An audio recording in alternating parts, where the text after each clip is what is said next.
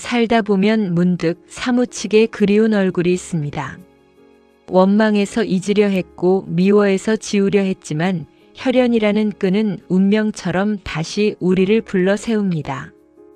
엘리트 변호사가 된 둘째부터 식당 일을 하며 억척스럽게 살아온 셋째까지 각자의 섬에서 외롭게 살던 남매들이 낡은 집 마당에 모였습니다.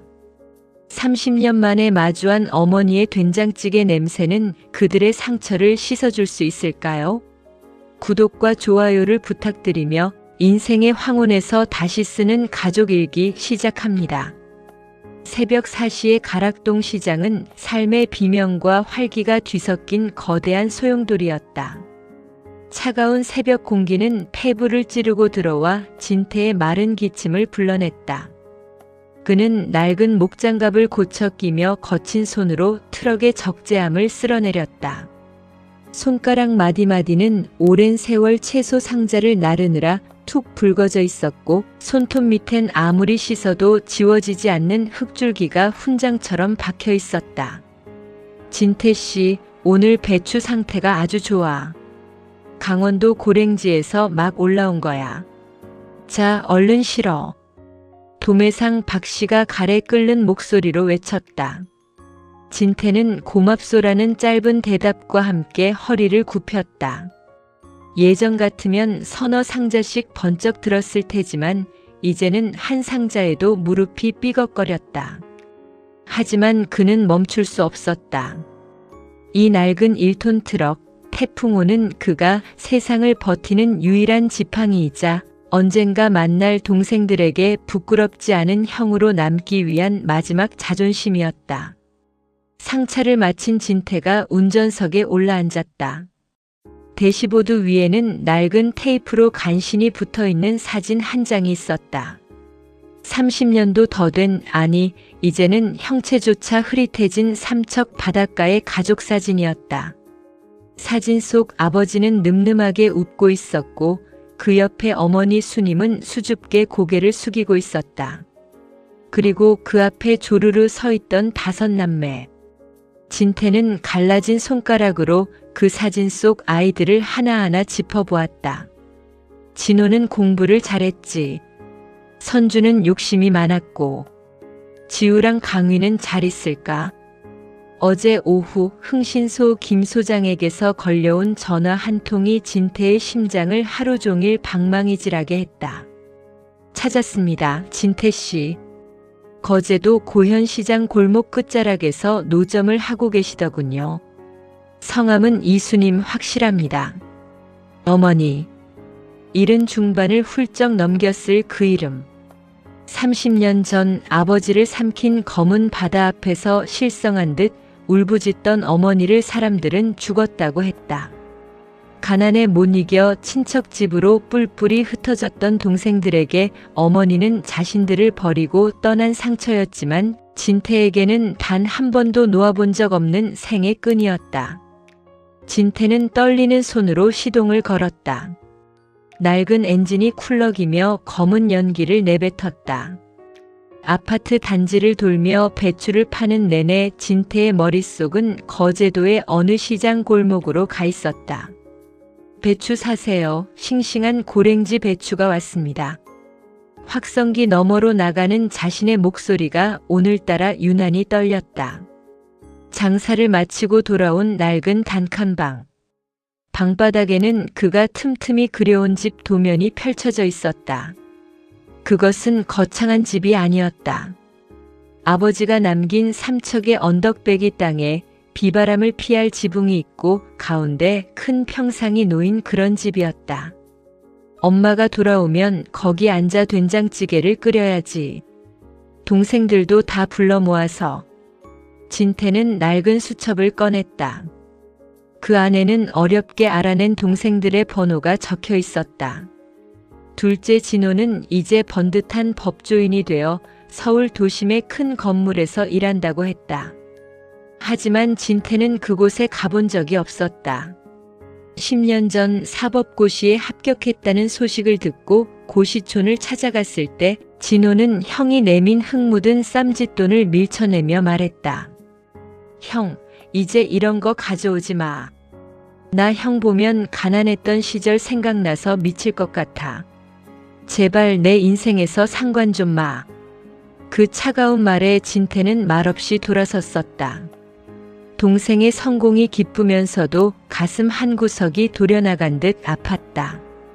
셋째 선주는 안산에서 홀로 아이를 키우며 식당 일을 한다는 소문만 들었다. 진태는 창밖으로 지는 노을을 바라보았다. 붉게 물든 하늘이 꼭 그날 삼척 바다 같았다. 그는 낡은 점퍼를 걸치고 다시 트럭에 올랐다. 이번에는 배추를 팔러 가는 길이 아니었다. 30년의 세월을 거슬러 올라가 찢어진 가족의 페이지를 다시 붙이기 위한 장엄하고도 외로운 행군이었다. 엄마, 기다려. 내가 갈게. 그리고 애들도 다 데리고 갈게. 트럭은 밤을 도와 남쪽으로 향했다. 고속도로 휴게소의 가로등 불빛이 진태의 젖은 눈망울을 스쳐 지나갔다. 70대 노년의 형이 짊어진 짐은 배추 상자보다 무거웠지만 그의 눈빛은 그 어느 때보다 맑게 빛나고 있었다. 그것은 단 한 번도 가족을 포기해 본 적 없는 사람만이 가질 수 있는 숭고한 빛이었다. 밤 깊은 시간 경부 고속도로를 달리는 낡은 트럭 안에는 낡은 라디오 소리와 진태의 거친 숨소리만이 가득했다. 라디오에서는 오래된 팝송 해피투게더가 흘러나오고 있었다. 진태는 그 노래의 뜻은 몰랐지만 투게더라는 단어의 울림만으로도 가슴이 벅차올랐다. 그래, 함께여야지. 가족은 같이 있어야 가족이지.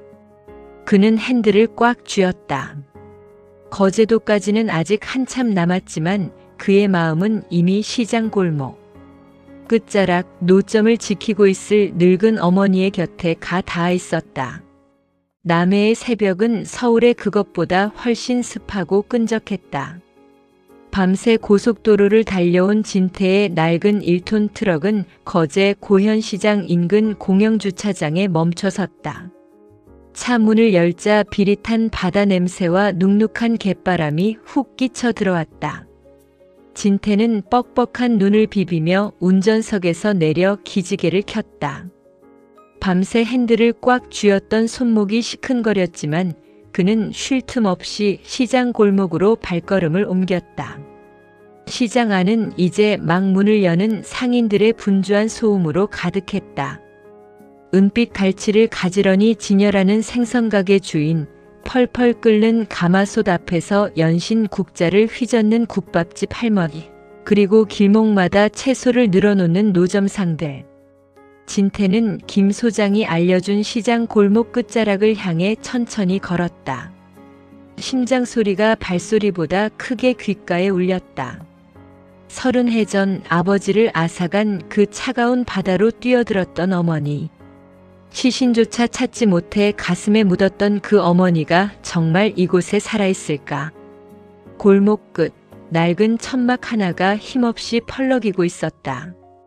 그 아래 낡은 목욕탕 의자에 앉아 시든 콩나물을 다듬고 있는 작은 그림자가 보였다. 구부정한 등 하얗게 새어버린 머리카락, 그리고 세월의 풍파를 정면으로 맞은 듯 깊게 파인 주름. 진태는 그 자리에 못 박힌 듯 멈춰섰다. 저기, 할머니, 이 고사리 얼마예요? 어느 손님의 물음에 그 그림자가 고개를 들었다. 진태의 숨이 멎었다. 30년의 세월이 흘렀지만 그는 단번에 알아볼 수 있었다. 저 처연한 눈매 아버지를 잃었을 때의 그 슬픈 눈망울이 그대로였다. 다만 그 눈엔 이제 아무런 생기도 욕심도 남아있지 않았다. 그저 하루의 끼니를 위해 콩나물을 다듬는 무심한 노동만이 깃들어 있을 뿐이었다. 진태는 떨리는 다리를 간신히 움직여 다가갔다. 목구멍까지 차오른 엄마라는 말은 입 밖으로 나오지 못하고 뜨거운 덩어리가 되어 걸렸다. 그는 어머니의 노점 앞에 놓인 낡은 대야 속 배추 하나를 집어들었다. 이거 얼마입니까? 어머니는 고개도 제대로 들지 않은 채 갈라진 목소리로 대답했다. 3,000원만 주시오. 싱싱해. 그 목소리. 어린 시절 잠들기 전 머리맡에서 들려주던 그 투박한 자장가의 음색이 섞여 있었다. 진태는 결국 주저앉았다. 어머니의 투박한 손 위에 자신의 거친 손을 포개었다. 어머니 수님은 깜짝 놀라 손을 빼려다 자신을 뚫어지게 바라보는 진태의 눈을 보았다. 당신, 누구요? 왜 이래? 진태는 목이 메어 한참을 울먹이다가 겨우 한마디를 뱉었다. 엄마, 나야. 진태. 삼척 진태라고 엄마. 수님의 손이 파르르 떨렸다. 삼척이라는 말에 그녀의 눈동자가 세차게 흔들렸다. 콩나물 봉지가 바닥으로 떨어졌다. 수님은 믿기지 않는다는 듯 진태의 얼굴을 더듬었다. 60대가 되어 머리가 희끗해진 아들의 얼굴에서 30해 전 놓쳐버린 16. 소년의 모습을 찾아내려는 듯 했다. 진태? 내 아들. 진태야?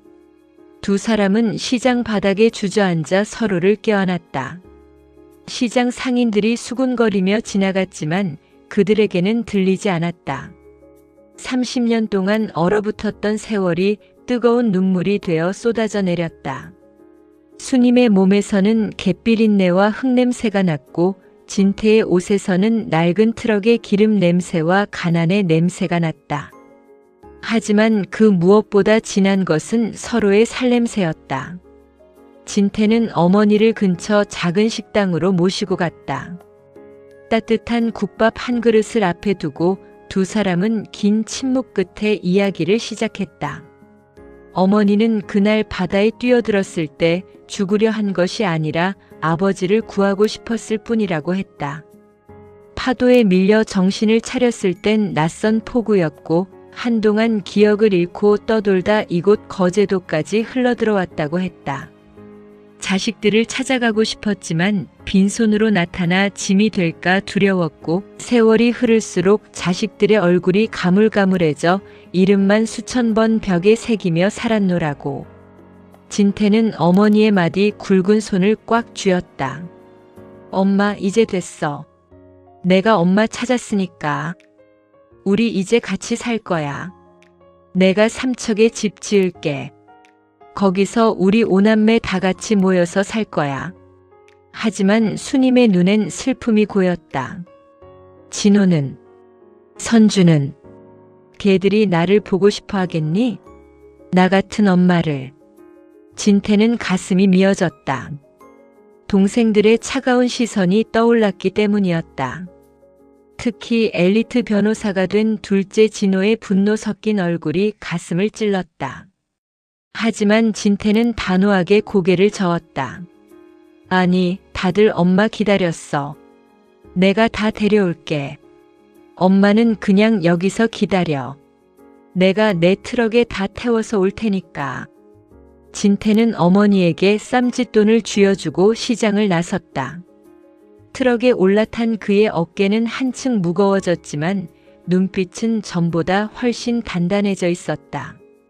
이제 시작이었다. 서울의 차가운 빌딩 숲에 숨어버린 진호, 안산의 고단한 일상에 갇힌 선주, 그리고 소식이 끊긴 막내들까지. 진태는 핸들을 꺾어 다시 북쪽으로 향했다. 태풍호가 내뿜는 매연 속에는 이제 희망이라는 연료가 섞여 있었다. 그는 라디오 볼륨을 높였다. 가사는 모르지만 늘 듣던 그 멜로디가 흘러나왔다. 해피투게더. 그래, 엄마를 찾았으니 이제 반은 온 거야. 조금만 더 힘내자, 서진태. 장남의 질주는 멈추지 않았다. 갯바람에 씻긴 어머니의 이름을 가슴에 품고 그는 거대한 도시 서울을 향해 거침없이 달리기 시작했다. 30년의 공백을 단숨에 메우기 위한 세상에서 가장 따뜻한 추격전의 서막이었다. 진태의 트럭 태풍호는 다시 서울의 중심부를 향해 달렸다. 거제도의 비릿한 바다 냄새가 채 가시지도 않았는데 눈앞에 펼쳐진 서울은 숨막히는 빌딩 숲과 차가운 유리벽들로 가득했다. 진태는 운전대를 잡은 손에 힘을 주었다. 어머니의 그 굽은 등과 콩나물을 다듬던 마디 굵은 손이 자꾸만 눈앞에 어른거려 눈시울이 뜨거웠다. 진호야, 선주야. 이제 우리 엄마 찾았어. 너희도 알면 좋아할 거다. 좋아하고 말고. 진태는 스스로에게 최면을 걸듯 중얼거렸다. 하지만 가슴 한구석엔 납덩이 같은 불안감이 도사리고 있었다. 동생들에게 어머니는 그리움이기 이전에 버림받았다는 상처였고 가난이라는 지독한 굴레의 시작이었음을 진태 또한 모르지 않았다. 트럭이 멈춰 선 곳은 강남의 한 대형 로펌 건물 앞이었다. 번쩍이는 외제차들 사이에서 흙먼지를 뽀얗게 뒤집어 쓴 진태의 낡은 트럭은 마치 길을 잘못 든 불청객 같았다. 진태는 구겨진 점퍼깃을 세우고 건물 로비로 들어섰다. 대리석 바닥에 닿는 그의 낡은 운동화 소리가 유난히 크게 울렸다. 어떻게 오셨습니까? 예약은 하셨나요? 단정한 정장 차림의 보안 요원이 진태를 위아래로 훑으며 가로막았다. 진태는 헛기침을 하며 가슴팍에서 낡은 수첩을 꺼냈다. 여기 서진호 변호사 좀 만나러 왔소. 내가 그놈 형이요. 서진태라고 하면 알 거요. 보안 요원의 눈에 의구심이 스쳤지만 진태의 눈빛이 너무나 간절하고 단호했기에 그는 마지못해 안쪽으로 연락을 취했다. 한참을 기다린 끝에 진태는 22층 집무실로 안내되었다. 문이 열리고 그곳엔 맞춤 양복을 매끄럽게 차려입은 차남 진호가 서 있었다. 50대의 진호는 세련된 중년의 신사였지만 형을 바라보는 눈빛만큼은 30년 전 그날처럼 차갑게 식어 있었다. 형, 여기까지 웬일이야? 내가 분명히 연락하지 말라고 했을 텐데. 진호의 목소리는 칼날처럼 날카로웠다. 진태는 동생의 냉대에 가슴이 저릿했지만 억지로 웃음을 지으며 다가갔다. 진호야, 화내지 말고 들어라. 나 엄마 찾았다. 거제도에 계시더구나. 우리 엄마 살아계셔. 순간 진호의 손에 들려있던 만년필이 바닥으로 툭 떨어졌다. 진호의 얼굴이 하얗게 질렸다가 이내 분노로 붉게 달아올랐다. 그는 책상을 세차게 내리치며 소리쳤다. 그게 나랑 무슨 상관인데? 이제 와서 엄마가 살아있으면 뭐가 달라지냐고. 우리 굶고 남의 집 눈칫밥 먹으며 개처럼 살 때 그 여자는 어디 있었는데? 이제 내가 좀 살만하니까 다시 그 구질구질한 구렁텅이로 나를 끌어내리려는 거야? 진호의 외침은 절규에 가까웠다. 그는 성공이라는 성벽을 쌓기 위해 가족을 지웠다. 가난한 집안 형편을 숨기려 친구 한 명 깊게 사귀지 않았고 잠을 줄여가며 법전을 외웠다. 그에게 가족은 돌아가고 싶은 안식처가 아니라 당장이라도 자신을 잡아당겨 파멸시킬 것 같은 늪이었다. 진태는 동생의 어깨를 잡으려 했지만 진호는 거칠게 형의 손을 뿌리쳤다. 다시는 이 소리 하러 오지 마. 내 인생에 엄마 같은 건 없어. 형도 마찬가지고. 경비 부르기 전에 나가. 진호는 등을 돌려 창밖을 내다보았다. 진태는 차마 발걸음이 떨어지지 않았지만 동생의 떨리는 어깨를 보며 입술을 깨물었다. 저 분노 뒤에 숨겨진 아이 같은 슬픔을 진태는 읽을 수 있었다. 그래, 내 마음 안다. 하지만 진호야, 엄마가 내 이름 적힌 낡은 종이를 아직도 품고 계시더라. 그것만은 알아주라. 진태는 낮은 목소리를 남기고 방을 나왔다. 복도를 걷는 그의 뒷모습이 한없이 작아 보였다. 하지만 그는 포기하지 않았다. 다음 행선지는 안산, 셋째 선주가 있는 곳이었다. 저녁 무렵 도착한 선주의 식당은 매운 연기와 손님들의 시끄러운 대화 소리로 가득했다. 선주는 헝클어진 머리를 대충 묶은 채 커다란 솥을 씻고 있었다. 50대에 접어든 그녀의 얼굴엔 고단한 삶이 훈장처럼 내려앉아 있었다. 선주야. 진태의 부름에 선주가 고개를 들었다. 오빠를 본 그녀의 첫 마디는 반가움이 아니라 타박이었다. 오빠, 여긴 왜 또 왔어? 나 바쁜 거 안 보여? 민우 학원비도 밀려서 정신없단 말이야. 진태는 말없이 선주의 곁으로 가 행주를 뺏어들었다. 그리고 낮은 목소리로 진호에게 했던 말을 되풀이했다. 선주야, 엄마 찾았다. 거제도 시장 골목에 계시더라. 선주의 손이 멈췄다. 그녀는 멍하니 오빠를 바라보다가 이내 실성한 듯 웃음을 터뜨렸다. 하지만 그 웃음은 금세 통곡으로 변했다. 선주는 식당 바닥에 주저앉아 앞치마에 얼굴을 묻고 울기 시작했다. 나빠. 진짜 나빠. 오빠, 나는 엄마 죽은 줄 알고 제사까지 지냈어. 엄마 보고 싶어서 밤마다 베개 적시며 울 때 엄마는 어디 있었는데? 나 이렇게 힘들게 살 때 엄마는 뭐 했냐고. 선주의 울음소리에 손님들이 수군거렸지만 그녀는 멈추지 않았다. 선주에게 어머니는 그리움의 끝판왕이자 동시에 가장 원망스러운 대상이었다. 진태는 주저앉은 여동생의 등을 투박한 손으로 쓸어내렸다. 미안하다, 선주야. 오빠가 너무 늦게 찾았지. 근데 엄마도 많이 늙으셨더라. 너 보면 아마 알아보지도 못할 만큼 그렇게 작아지셨어. 그날 밤 진태는 선주의 식당 한 구석에서 쪽잠을 잤다. 꿈속에서 어린 동생들이 엄마의 치맛자락을 잡고 웃고 있었다. 진태는 잠결에 그 아이들의 손을 잡으려 허공을 휘저었다. 서울과 안산 각자의 섬에서 외롭게 살아가던 동생들에게 진태가 던진 어머니라는 돌멩이는 커다란 파문을 일으키고 있었다. 진호는 밤새 위스키를 들이켰고 선주는 퉁퉁 부은 눈으로 밤새 멸치똥을 깠다.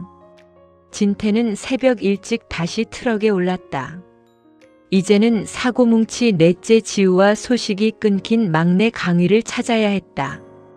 60대 장남의 어깨엔 이제 어머니의 한과 동생들의 원망이 한가득 실려 있었다. 하지만 트럭의 엔진 소리는 어제보다 더 힘차게 울렸다. 흩어진 조각들이 하나둘 모여야만 비로소 자신이 꿈꾸는 그 집이 완성될 수 있음을 그는 누구보다 잘 알고 있었다. 진태는 차창을 열고 새벽 공기를 마셨다. 차가운 바람 속에 아주 미세하게 거제도에서 맡았던 어머니의 살냄새가 섞여 있는 것만 같았다. 안산을 떠나 다시 길 위로 나선 진태의 트럭 태풍호는 안개 자욱한 서해안 고속도로를 달리고 있었다. 조수석에는 선주가 싸준 눅눅한 김밥 한 줄이 놓여 있었지만 진태는 도무지 입맛이 없었다. 어제 본 진호의 서슬퍼런 눈빛과 선주의 처절한 통곡이 귓가를 떠나지 않았다.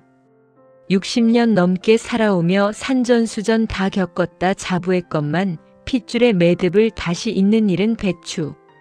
수천 상자를 나르는 일보다 몇 곱절은 더 고단했다. 진태는 휴게소 주차장에 차를 세우고 낡은 수첩을 다시 펼쳤다. 그곳엔 흥신소 김 소장이 적어준 또 다른 주소가 있었다. 넷째 지우. 5 남매 중 가장 손이 많이 가고 마음을 졸이게 했던 녀석이었다. 지우는 어린 시절부터 유난히 화려한 것을 좋아했다. 부모 없는 자식이라는 소리를 듣기 싫어 없는 살림에도 옷을 깨끗이 입히려 애쓰던 진태의 마음을 아는지 모르는지 지우는 늘 밖으로 돌며 뜬구름 같은 성공만을 쫓았다. 주소지를 따라 도착한 곳은 인천의 어느 낡은 오피스텔 밀집 지역이었다. 화려한 네온 사인이 낮게 깔린 골목 사이로 지우 엔터테인먼트라는 간판이 보였다. 이름만 거창할 뿐 좁은 계단을 올라가 마주한 사무실은 담배 연기와 찌든 땀 냄새로 가득했다. 어이 사장님, 이번 달 월세 또 밀리면 우리 진짜 짐 뺀다니까? 복도에서부터 들려오는 고함에 진태의 가슴이 철렁 내려앉았다. 문을 열고 들어가니 쉰을 바라보는 나이에도 여전히 화려한 무늬의 셔츠를 입은 지우가 건달처럼 보이는 사내들 앞에서 쩔쩔매고 있었다. 아유 형님들, 조금만 기다려주세요. 이번에 새로 키우는 가수가 진짜 물건이라니까요. 행사 한 번만 뛰면 바로 해결됩니다. 비굴하게 웃는 지우의 얼굴엔 세월의 비겁함이 묻어 있었다.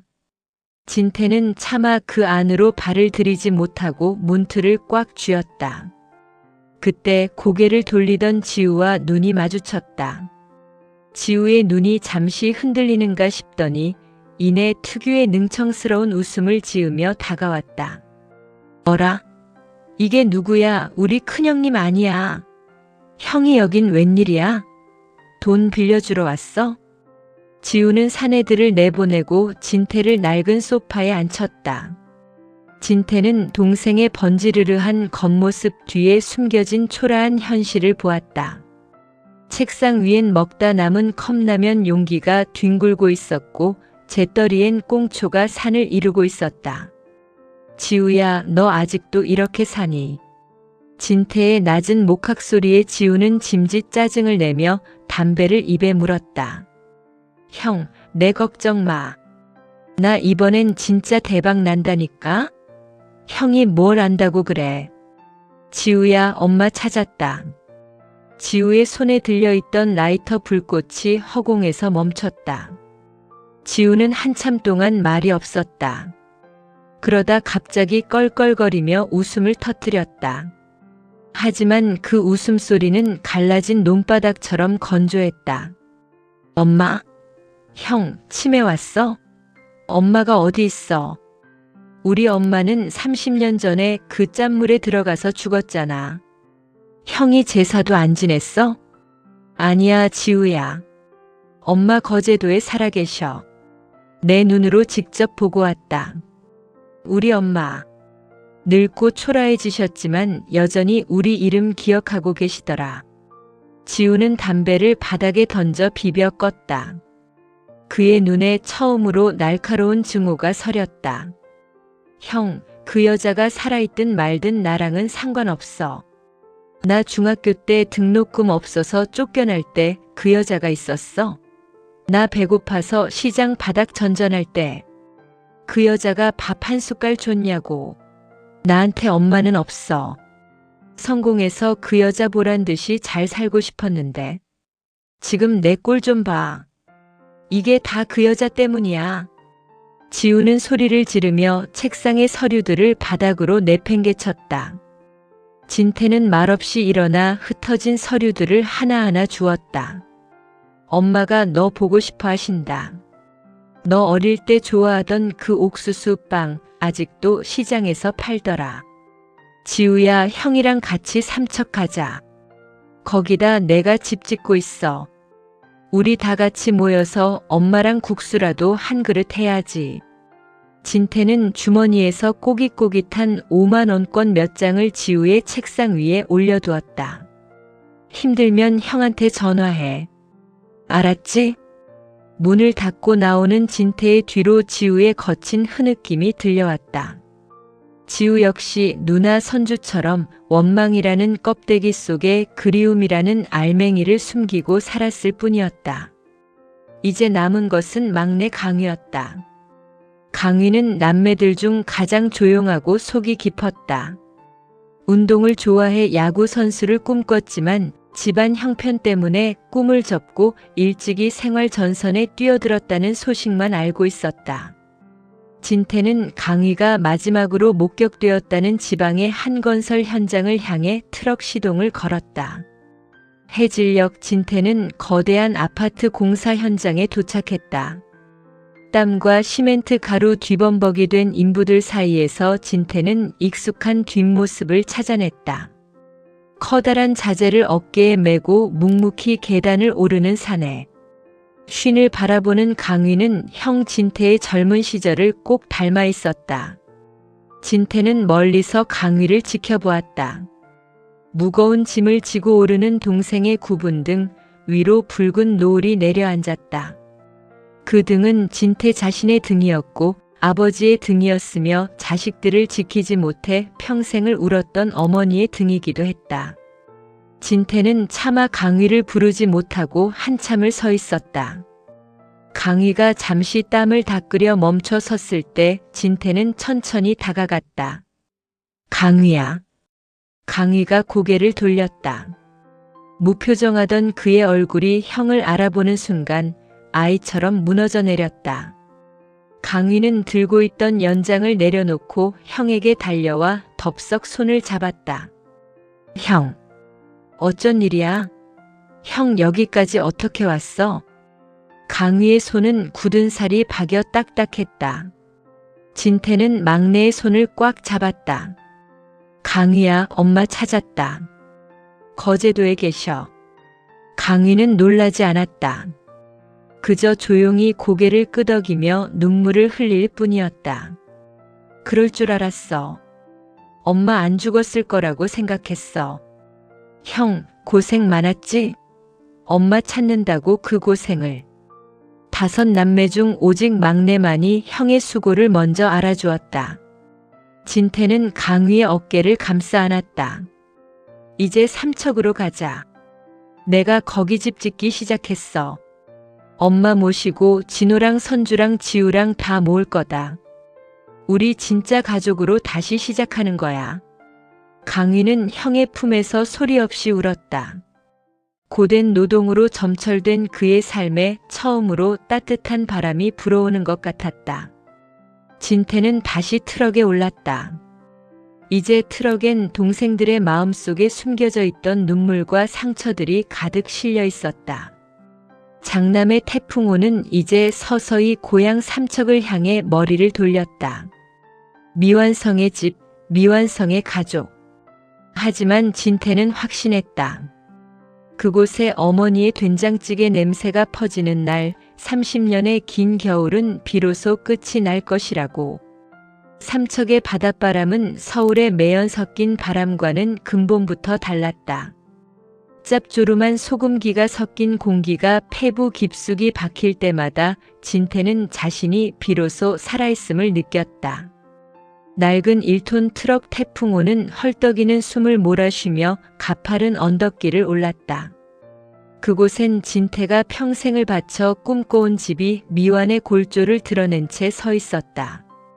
아버지가 남긴 유일한 유산인 이 언덕배기 땅에 집을 짓기 시작한 지 벌써 10달째였다. 설계도 하나 없이 진태의 머릿속에만 존재하던 집은 그의 굽은 등만큼이나 투박하고 투박했다. 거창한 대리석도 세련된 인테리어도 없었다. 그저 비바람을 피할 단단한 지붕과 5 남매가 무릎을 맞대고 앉을 수 있는 널찍한 평상, 그리고 어머니가 솥뚜껑을 걸고 국을 끓일 수 있는 작은 부엌이 전부였다. 엄마, 조금만 참으셔. 이제 곧 애들 다 올 거니까. 진태는 트럭 보조석에 앉은 어머니 수님의 손을 꽉 쥐었다. 거제도에서 데려온 수님은 낯선 환경이 두려운 듯 연신 옷자락을 만지작거렸다. 30년 만에 돌아온 고향이지만 그녀의 기억은 안개 낀 바다처럼 흐릿했다. 오직 낡은 수첩에 적힌 자식들의 이름만이 그녀를 이 세상과 연결해주는 유일한 끈이었다. 진태는 약속된 날짜를 앞두고 마당에 커다란 가마솥을 걸었다. 장작불이 타오르며 매캐한 연기를 내뿜자 비로소 사람 사는 냄새가 나기 시작했다. 진태는 동생들에게 마지막으로 문자를 보냈다. 삼척이다. 형이 집 지어놨다. 엄마 여기 계신다. 안 오면 나 너희 평생 안 본다. 협박에 가까운 초대였지만 그것은 맞이로서 부릴 수 있는 유일한 권위였다. 가장 먼저 도착한 것은 막내 강이었다. 공사 현장에서 입던 작업복을 그대로 입고 한 손엔 형과 어머니에게 줄 과일 상자를 들고 있었다. 언덕길을 올라오던 강위는 미완성된 집 앞에 선 어머니를 보자마자 과일 상자를 바닥에 떨어뜨렸다.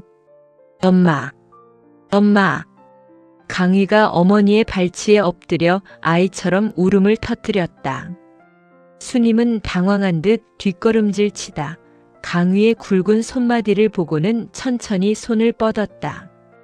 이 손, 우리 막둥이 손이네. 휘야 야구한다던 우리 휘니? 어머니의 한마디에 강위는 꺼느끼며 어머니의 무릎에 얼굴을 묻었다. 진태는 그 모습을 보며 마른 세수를 했다. 첫 번째 매듭이 풀리는 순간이었다. 하지만 평화는 오래가지 않았다. 뒤이어 도착한 진호의 검은색 승용차가 먼지를 일으키며 마당으로 들어섰다. 차에서 내린 진호는 먼지 날리는 마당과 미완성된 뼈대뿐인 집을 보며 미간을 찌푸렸다. 형, 이게 대체 뭐야? 이런 구석에 집을 짓겠다고 우릴 부른 거야?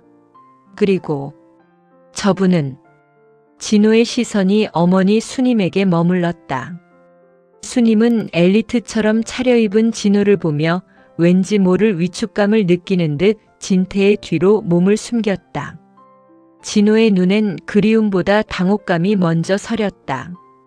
그에게 어머니는 기억 속에 젊고 강인했던 여인이었지 이렇게 작고 초라한 노파가 아니었기 때문이다. 진호야, 엄마한테 인사드려라. 내 이름 제일 먼저 부르시더라. 진태의 말에 진호는 차갑게 고개를 돌렸다. 인사한다고 30년 세월이 보상돼? 난 못해. 형, 난 그냥 확인하러 온 거야.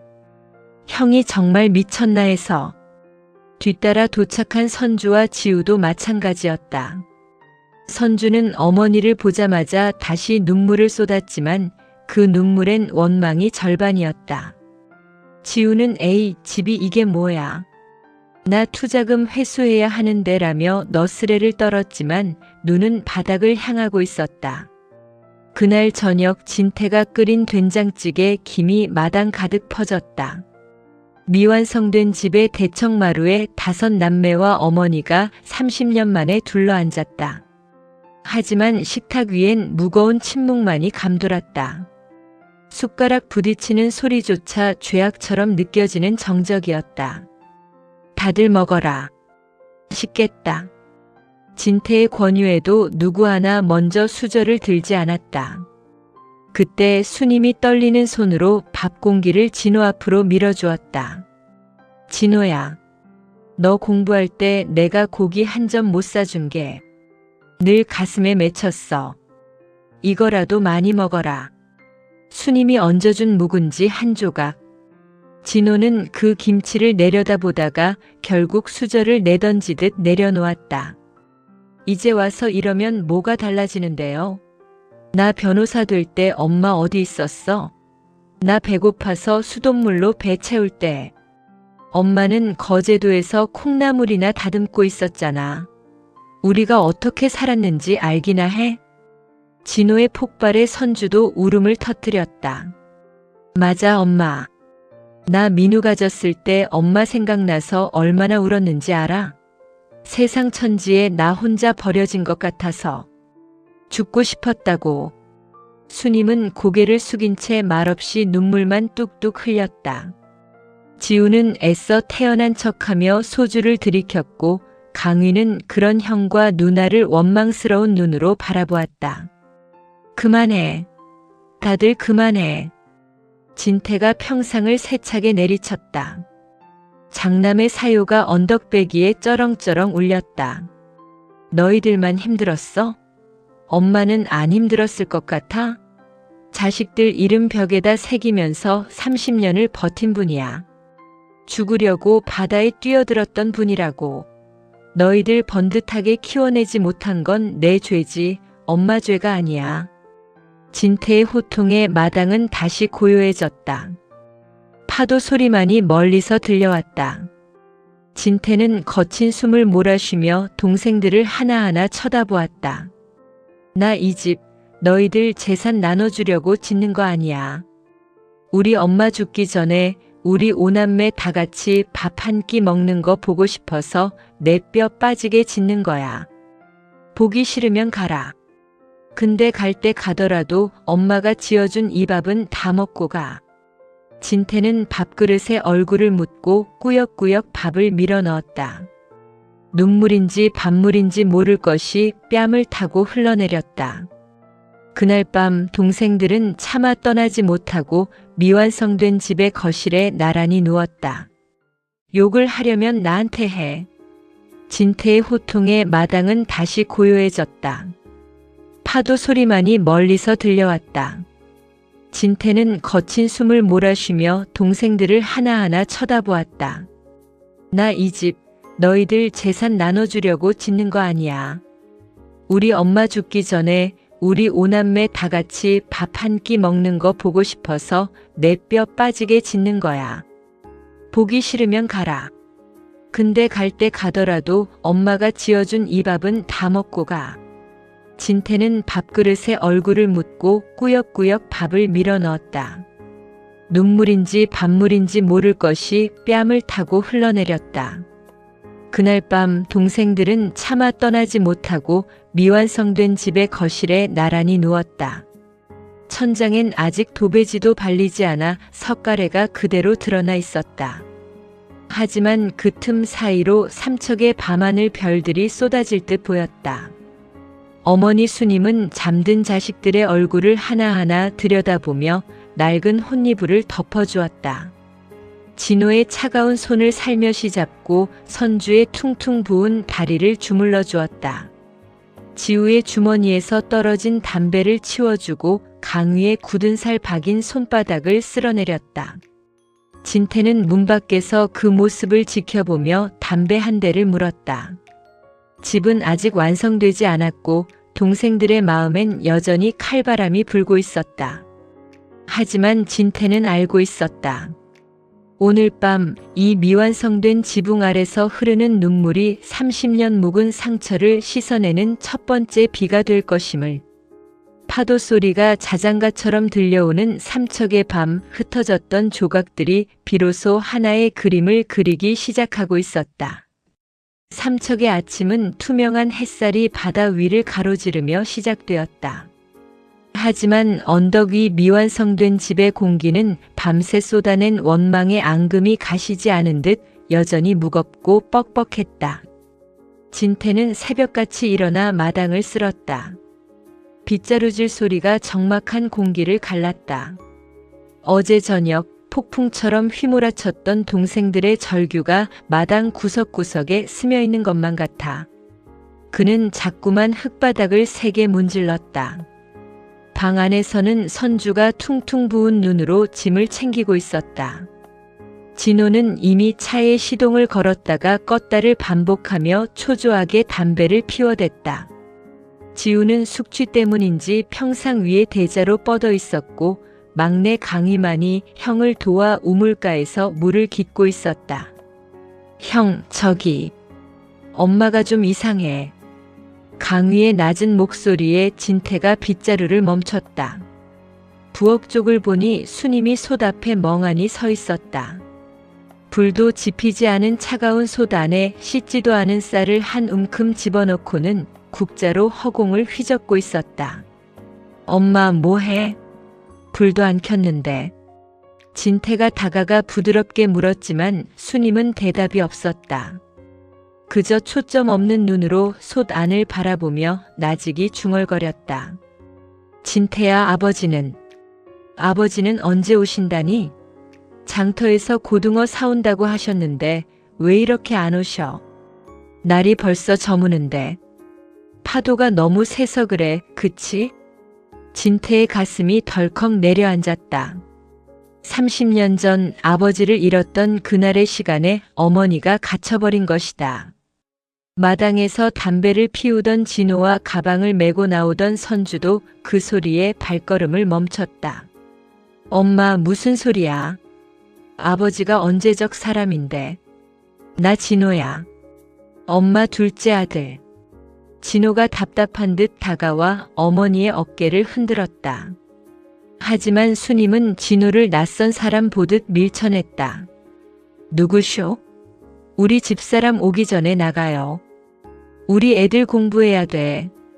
우리 진호가 얼마나 공부를 잘하는데. 걔 나중에 판사 될 거야. 개줄 고기 사러 갔어, 아버지가. 수님의 목소리는 너무나 맑고 확신에 차 있어 보는 이들의 가슴을 더 시리게 했다. 진호는 얼어붙은 듯 멈춰섰다. 자신을 향해 쏟아내던 원망의 말보다 기억 속에서 여전히 자신을 위해 고기를 사러 간 아버지를 기다리는 어머니의 모습이 더 참혹하게 다가왔기 때문이다. 그때 수님이 갑자기 머리를 감싸쥐며 바닥에 주저앉았다. 그러고는 신음처럼 가슴 깊은 곳에 묻어두었던 이야기를 쏟아내기 시작했다. 그것은 진태조차 몰랐던 30년 전의 진실이었다. 못 갔어. 내가 못 갔어. 파도가 덮치는데 애들 손을 놓을 수가 없어서. 당신 손을 못 잡았어. 미안해요. 내가 당신 죽였어. 애들 살리려고 당신을 버렸어.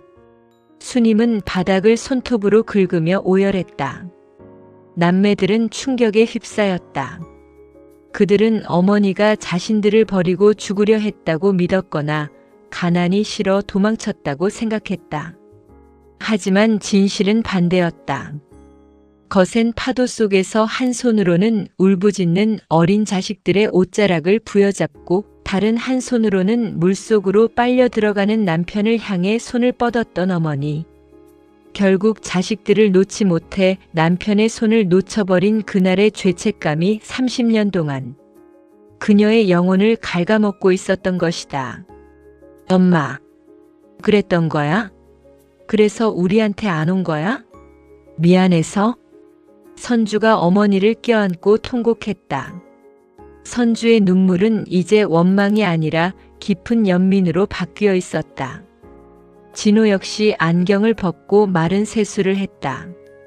자신의 성공이, 자신의 잘남이 어머니의 그 처절한 희생과 맞바꾼 것이었음을 그는 비로소 깨달았다.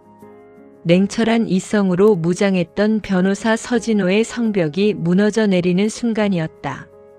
지우는 평상에서 일어나 먼 바다를 바라보며 조용히 눈물을 훔쳤다. 가장 속 썩였던 넷째는 이제야 자신이 왜 그렇게 밖으로만 돌았는지 알 것 같았다. 어머니의 부재가 원망스러웠던 게 아니라 사실은 어머니를 지켜주지 못한 자신이 너무나 미웠던 것이었다. 진태는 무릎을 꿇고 어머니의 거친 손을 잡았다. 엄마, 괜찮아. 아버지도 이해하셨을 거야. 우리 살려줘서 고마워.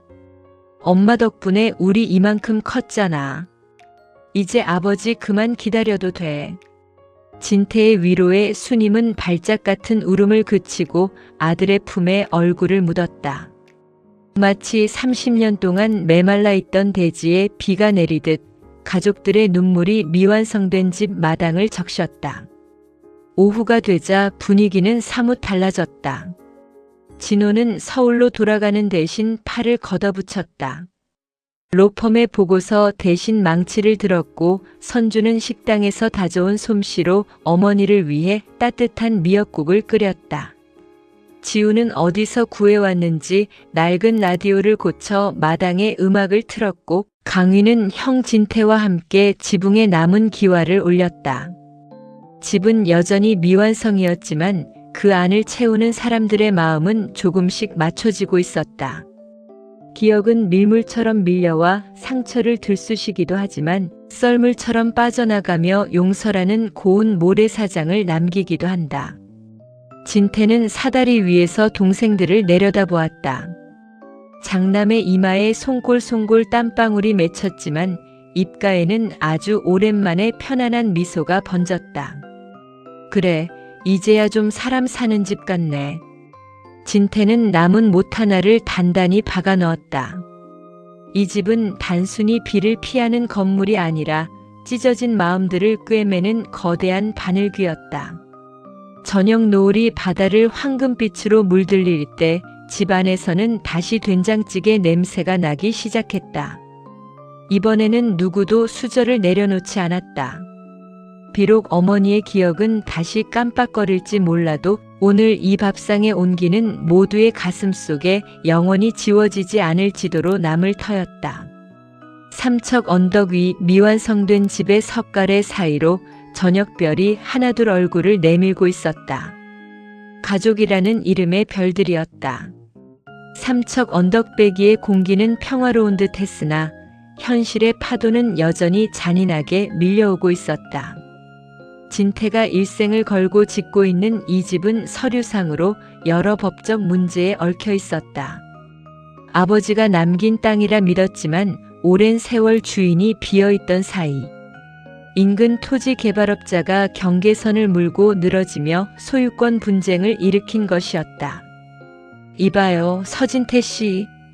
여기 공사 중지 명령서 안 보여요? 당장 철거하지 않으면 강제 집행 들어갑니다. 노란 안전모를 쓴 사내들이 마당까지 들이닥쳐 고함을 질렀다. 진태는 몸으로 그들을 막아섰다. 장남의 마른 팔 근육이 파르르 떨렸다. 이 땅이 어떤 땅인데? 우리 아버지가 피땀 흘려 지킨 땅이야. 이 집 없으면 우리 가족은 갈 데가 없소.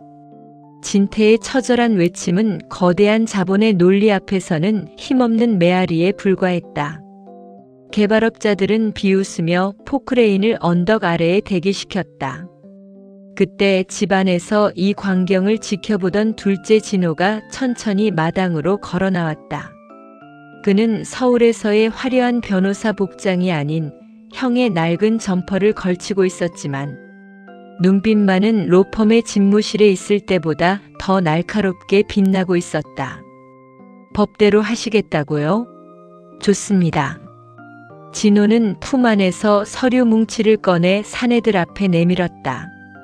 점유취득 시효와 토지 경계 확정 소송에 관한 가처분 신청서입니다. 이미 법원에 접수 완료했습니다. 지금 여기서 한 발짝이라도 더 움직이면 주거침입과 업무방해로 형사. 고소는 물론 천문학적인 손해배상 청구 들어갈 겁니다. 제 명함 보시겠습니까? 법률사무소 백운 서진호 변호사. 그 이름 석자가 적힌 명함 앞에 사내들의 기세가 꺾였다. 진호는 형 진태의 어깨를 툭 치며 낮게 은조렸다. 형, 삽질은 형이 제일 잘하지만 싸움은 내가 전공이잖아. 걱정 마. 이 집 내가 지켜. 진태는 동생의 든든한 뒷모습을 보며 처음으로 눈물을 삼켰다. 가족을 지우고 싶어 했던 차남이 이제 자신의 재능을 가족을 지키는 방패로 쓰고 있었다. 하지만 시련은 여기서 끝이 아니었다. 그날 밤 기상청의 예보도 없던 이례적인 폭풍우가 삼척 바다를 덮쳤다. 미완성된 집은 아직 지붕 기와를 다 올리지 못했고 벽체 사이사이로 빗물이 스며들기 시작했다. 엄마, 방 안으로 들어가요. 강희야, 천막 가져와. 지우야, 밧줄 잡아. 진태의 지휘 아래 5 남매가 일사불란하게 움직였다. 비바람이 거세게 몰아쳐 눈을 뜨기조차 힘들었지만 누구 하나 뒤로 물러나지 않았다. 셋째 선주는 젖은 몸으로 연신 양동이를 나르며 바닥에 물을 퍼냈고 막내 강휘는 사다리를 타고 올라가 거센 바람에 날아가는 천막 끝을 자신의 몸무게로 눌렀다. 지우는 사기를 당해 도망 다닐 때보다 더 필사적으로 밧줄을 당겼다. 형, 이거 놓치면 우리 다 끝장이야. 내가 꽉 잡고 있을게. 천둥 소리가 고막을 때리고 빗줄기가 채찍처럼 몸을 때렸지만 그들은 서로의 손을 놓지 않았다. 30년 전 바다에서 놓쳤던 서로의 손을 이제야 비로소 다시 움켜쥐고 있는 듯 했다. 방 안에서는 어머니 수님이 떨리는 손으로 기도를 올리고 있었다. 하느님, 우리 애들 좀 살려주세요. 제가 잘못했습니다. 애들은 죄가 없어요. 혼란스러운 기억 속에서도 자식들을 향한 모성애만은 등대처럼 선명했다. 한참을 사투를 벌이던 끝에 비바람이 조금씩 잦아들었다. 모두가 진흙탕이 된 마당의 대자로 뻗어 거친 숨을 몰아쉬었다. 온몸은 젖고 상처투성이었지만 누구의 입가에서도 짜증은 나오지 않았다.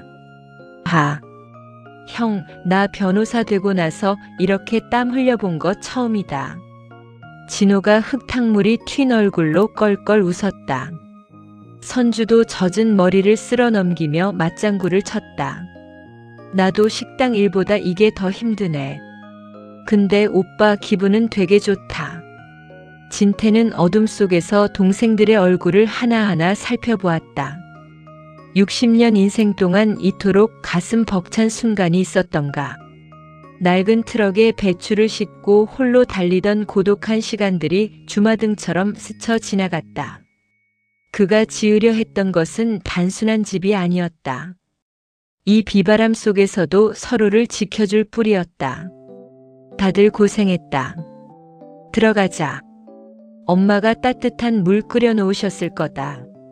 진태의 말에 남매들이 하나둘 일어나 미완성된 집 안으로 발을 들였다. 비록 천장에서는 아직 빗물이 뚝뚝 떨어지고 벽은 허술했지만 그 안을 채우고 있는 온기만은 그 어떤 궁궐보다 따뜻했다. 수님은 젖은 자식들을 위해 낡은 수건을 꺼내오고 아궁이에 불을 지펴 구들장을 데웠다. 진호는 법률 서적 대신 젖은 신발을 말리는 법을 배웠고 선주는 냉장고도 없는 부엌에서 남은 반찬으로 꿀맛 같은 야식을 뚝딱 만들어냈다. 지우는 구석에서 강위의 어깨를 주물러주며 농담을 던졌다. 야, 강위야. 너 나중에 형이랑 같이 인테리어 사업이나 할까? 너 실력이 보통이 아니더라. 강위는 수줍게 웃으며 고개를 끄덕였다. 진태는 마루에 앉아 밖을 내다보았다. 폭풍이 지나간 바다는 언제 그랬냐는 듯 고요해져 있었고 구름 사이로 달빛이 비쳤다. 진태는 깨달았다. 인생이라는 파도는 언제든 다시 몰아칠 수 있지만 이제 이 남매들은 더 이상 흩어지지 않을 것임을. 뿌리가 깊은 나무는 바람에 흔들릴 지언정 뽑히지 않는다. 30년의 세월을 돌아 이제야 제자리를 찾은 5개의 뿌리가 삼척의 척박한 땅속으로 깊숙이 파고들고 있었다. 어머니 수님의 낮은 콧노래 소리가 빗소리를 대신해 집안에 울려 퍼졌다. 장남 진태는 비로소 깊은 잠을 청할 수 있었다. 내일은 지붕에 남은 기와를 모두 올릴 수 있을 것 같았다. 삼척 언덕 위 미완성이라 불리던 집이 드디어 그 번듯한 자태를 드러냈다. 지붕에는 짙은 회색 기와가 정갈하게 얹혔고 거칠었던 흙벽 위에는 하얀 회칠이 덮여 햇살을 받을 때마다 눈부시게 반짝였다. 진태는 이른 아침부터 마당에 커다란 평상을 내놓았다. 장남의 손은 여전히 거칠고 투박했지만 오늘만큼은 그 손이 세상을 다 가진 듯 가벼워 보였다. 엄마, 오늘 날씨가 참 좋소. 꼭 아버지가 하늘에서 허허 웃어주는 것 같네. 진태의 말에 수님은 곱게 다려입은 못이 저고리 깃을 만지며 웃어 보였다. 기억의 밀물과 썰물은 여전했지만 요즘 수님의 얼굴엔 30년 전 삼척. 바다에서 잃어버렸던 평온함이 머물고 있었다. 그녀는 이제 더 이상 바다를 무서워하지 않았다. 자식들이 곁에 있다는 사실이 그녀를 단단하게 붙잡아주고 있기 때문이었다. 오늘은 집 완공식을 겸해 온 가족이 정식으로 모이는 날이었다. 가장 먼저 도착한 진호는 고급 세단 대신 실용적인 SUV를 끌고 왔다. 차 뒷좌석에는 어머니를 위한 편안한 안락 의자와 조카들에게 줄 선물이 가득했다. 진호는 이제 차가운 법전 대신 가족들의 웃음소리를 기록하는 법을 배우고 있었다. 그는 마당에 들어서자마자 형 진태의 어깨를 툭 치며 웃었다. 형, 이 집 도면 내가 다시 검토해보니까 법적으로나 설계적으로나 100점 만점에 1000점이야. 세상에 이런 집이 어딨어. 진호의 칭찬에 진태는 쑥스러운 듯 머리를 극적였다. 곧이어 선주가 민우의 손을 잡고 나타났다. 안산 식당에서 다져온 솜씨로 만든 온갖 음식들이 보따리마다 가득했다. 선주의 얼굴에선 도끼가 빠지고 대신 은은한 생기가 돌았다. 그녀는 어머니 수님의 손을 꽉 잡으며 속삭였다. 엄마, 나 이제 식당 정리하고 삼청 내려올까봐. 여기서 엄마랑 같이 살면서 오빠들 밥이나 해줄까? 수님은 딸의 손등을 쓸어내리며 오냐, 그러면 내가 참 좋지라고 답했다.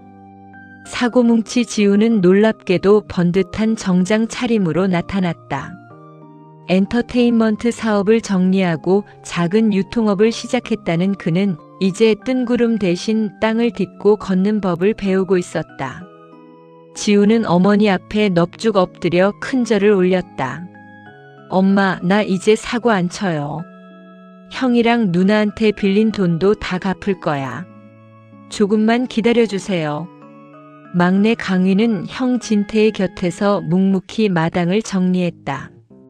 강휘는 이제 이 집의 관리인이자 진태의 든든한 조력자였다. 그는 형이 못다 박은 못을 확인하고 헐거워진 문고리를 조이며 가족의 성체를 더욱 견고하게 다졌다. 정오가 되자 평상 위에는 선주가 차린 잔치상이 펼쳐졌다. 가마솥에서 푹 고아낸 수육, 동해 바다에서 갓 잡아 올린 문어 숙회, 그리고 수님이 직접 무친 나물들이 상을 가득 채웠다. 진태는 떨리는 손으로 술잔을 채워 동생들에게 건넸다. 내가 이 나이 먹도록 가장 하고 싶었던 게 딱 이거였다. 우리 5놈들 엄마 모시고 밥 한 끼 제대로 먹는 거. 30년이 걸렸네. 참 오래도 걸렸다. 진태의 목소리가 떨리자 진호가 얼른 잔을 높이 들었다. 형, 고생 많았어. 형 아니었으면 우린 아직도 각자 섬에서 울고 있었을 거야. 자, 우리 가족의 새로운 시작을 위해서 건배하자. 해피투게더. 지우의 장난 섞인 선창에 모두가 한 목소리로 외쳤다. 술잔 부딪히는 소리가 언덕 너머 바다까지 경쾌하게 울려 퍼졌다. 식사를 마칠 무렵 진태는 대형 TV 대신 낡은 영사기를 꺼내왔다. 흥신소 김 소장과 동생들이 전국을 뒤져 찾아낸 어린 시절의 사진들, 그리고 최근 삼척에서 함께 집을 지으며 찍었던 사진들이 하얀 벽 위로 흐르기 시작했다. 빛바랜 흑백 사진 속에서 젊은 아버지가 진태를 목무등 태우고 웃고 있었다. 어머니는 갓난아기였던 강휘를 품에 안고 있었다. 30년 전의 시간이 현재와 교차하며 집 안가득 묘한 감동이 흘렀다. 진호는 조용히 눈물을 훔쳤고 선주는 어머니의 어깨에 고개를 기댔다. 그때 수님이 화면 속 아버지의 얼굴을 가리키며 나직이 말했다. 진태야, 너 아버지를 참 많이 닮았구나. 내가 이 집 짓는 거 보면서 난 자꾸 내 아버지가 살아 돌아온 줄 알았다. 수님의 맑은 목신 소리에 모두가 숙연해졌다. 그녀의 치매는 여전했지만 가족의 사랑은 그녀의 기억 속에 가장 찬란했던 순간들을 다시 불러오고 있었다. 진태는 마루 끝에 앉아지는 노을을 바라보았다. 삼척의 바다는 오늘따라 유난히 따뜻한 오렌지빛으로 물들고 있었다. 낡은 트럭 태풍호는 이제 마당 한 구석에서 편히 쉬고 있었다. 거센 풍랑을 뚫고 달려온 60대 장남의 여정이 비로소 종착지에 닿은 것이었다. 오빠, 저기 좀 봐. 선주의 가리킴에 고개를 드니 수평선 너머로 거대한 고래 한 마리가 물줄기를 뿜으며 지나가고 있었다. 마을 노인들이 말하던 행운의 징조였다.